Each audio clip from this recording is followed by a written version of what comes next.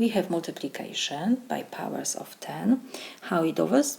Because we have multiplication, so we need to move decimal point to the right always when we have multiplication. And what else? We count the zeros. We have 1 0, so we move one decimal place to the right. So let me copy our example. We have 0, decimal point 04789 times 10. When you don't have sign, it's always multiplication.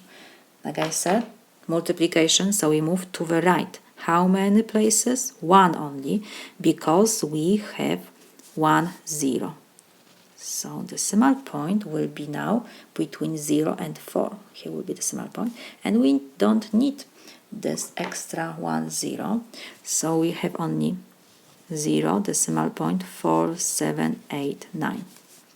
This is my solution for the first example. And the second, again, multiplication. So let me copy 273, decimal point 43 times we have, and because we have multiplication and we have 3 zeros, so that's why I make extra space here, because we need to move 3 times to the right, because like one more time, multiplication, we move decimal point to the right, and how many zeros? 3, so we move 3 times, 2, 3.